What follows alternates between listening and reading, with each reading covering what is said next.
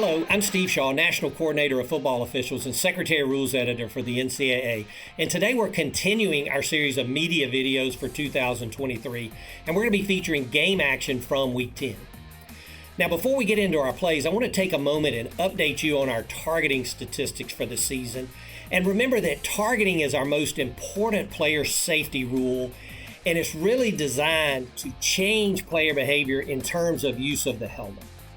So in FBS, we've had 111 targeting fouls enforced so far this year, and that's averaging 0.17 targeting fouls in every game. And maybe better said, we have one targeting foul in every 6 games.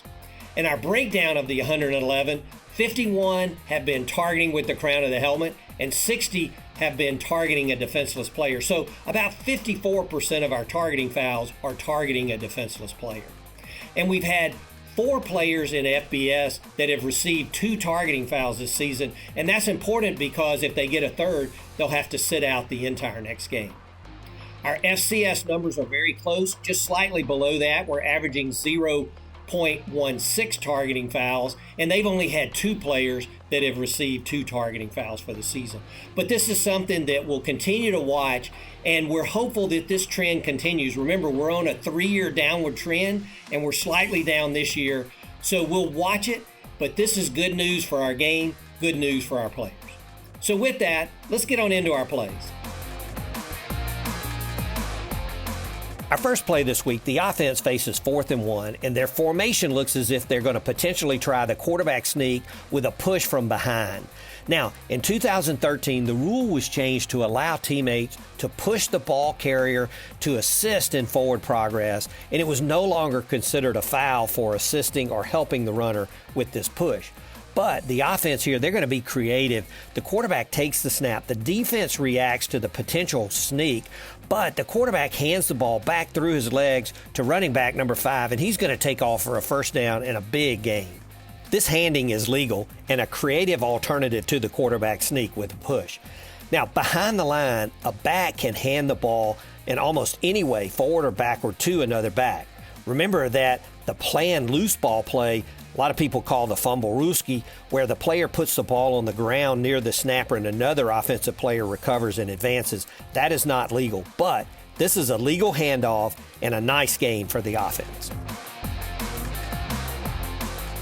Play 2, we're late in the game. It's 2nd and 8, and the offense throws a pass complete right at the line to gain. And we're going to see defender number 10. He comes in. Initially, he makes a good play, but then he's going to lift the receiver and slam him down into the turf.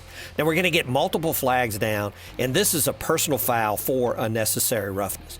Now, the receiver is shaken up a bit on the play, but as we go back and take a look at the replays, there's no question the defender lifts and slams the receiver into the turf to punish.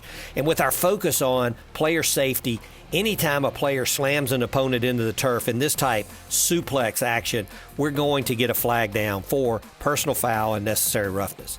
And this penalty is administered 15 yards from the end of the play and carries an automatic first down. Staying with our player safety theme, play 3, we're snapping at the 25-yard line, and we're going to get a throw by our quarterback downfield, and it's going to be intercepted by number 1 of the defense, and he's going to return it back to just inside the original line of scrimmage where we see 2 flags are on the turf, one from our referee and one from our center judge. Now, as we go back and take a look at the action on the quarterback, we see the defender, he plays through his block, and then he's going to go low and hit the quarterback with force in the knee area, a very, very dangerous hit.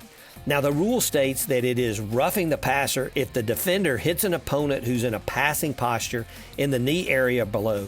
And it's important to note, it doesn't have to be at the knee or below. It says in the knee area.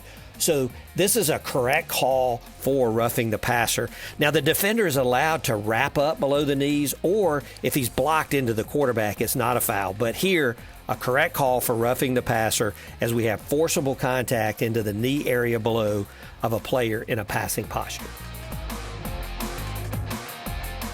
Play 4, the offense has 3rd and 8, and they run a crossing route over the middle, and the two receivers do a nice job. They avoid contact with the defense, so all is legal on this crossing route. And we're going to see 87. He makes the catch right at the line to gain, turns upfield, and then the ball is going to be punched out by the defense. So it's a fumble at the 45-yard line, but the ball is going to go forward about 8 yards and then out of bounds.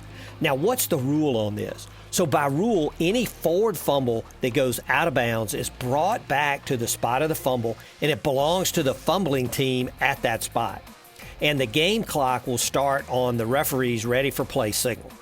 If the fumble is backwards and goes out of bounds, then the ball belongs to the fumbling team at the out of bounds spot, and the game clock will start again on the referee's ready for play signal unless we're inside of 2 minutes and a half, and then the game clock will start on the snap. But here the ball is brought back to the spot of the fumble.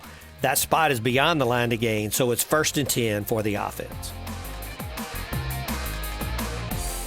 Play 5, we have a try for point after a touchdown, and the kick is up and good.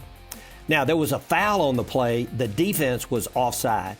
Now remember, on a successful try, personal fouls and unsportsmanlike conduct fouls on the defense, the penalty can carry over to the succeeding kickoff. But all other fouls by the defense, the offense can decline the score and have the penalty enforced, or decline the penalty and take the score, which is typically what happens. But here the offense, they're going to take the 1 point off the board. They're going to accept the penalty, which is half the distance to the goal. So the offense will now go for 2 from the 1.5 yard line. Now they relocate the ball to the right hash, which they can do. And then the snap, it's going to be high. It goes through the hands of the quarterback, and the defense is going to recover. And number 10, he's going to take off for the goal line. And he's going to go all the way back and score a touchdown on the try, which counts 2 points for the defense. Now remember, on a try down, a touchdown scores 2 points, a field goal scores 1 point, and a safety scores 1 point. This was an amazing turnaround on an extra point. Our last play this week, the offense has 2nd and 10, and they have trips or 3 receivers to the top side of the formation and 1 receiver to the bottom of the formation. Now we're going to get a crossing route here, and we're going to see the middle receiver from the top of the formation. He's going to cross with number 19 from the bottom, and 19 is going to make the catch, turn upfield for a big gain on the play. Now the back judge, whose key is the middle receiver in trips, has a flag down for offensive pass interference. And if we go back and look at the replay, we see that the middle receiver, number 16, he releases back to the middle of the field, and he's going to pick off the defender in coverage with contact, and it frees up 19 for the catch. Now this action by number 16 is absolutely offensive pass interference, but as the crew discusses the play, the back judge is going to pick up his flag for offensive pass interference, because as we go back and look, we see that the pass did not cross the neutral zone. It was caught behind the line. So when it's caught behind the line, we can have no foul for offensive pass interference. And really, if a pass doesn't cross the neutral zone, there can be no foul for pass interference, either offense or defense. This is good communication within the crew, as the back judge has no perception on where the ball is caught. So he puts the marker on the ground, and the line judge, whose responsibility is to know where the ball is caught, informs the back judge that the pass did not cross the line, so the back judge picks up the marker. This is good work by the crew and good communications. Well, that's it for our plays, and we appreciate your time invested in this video.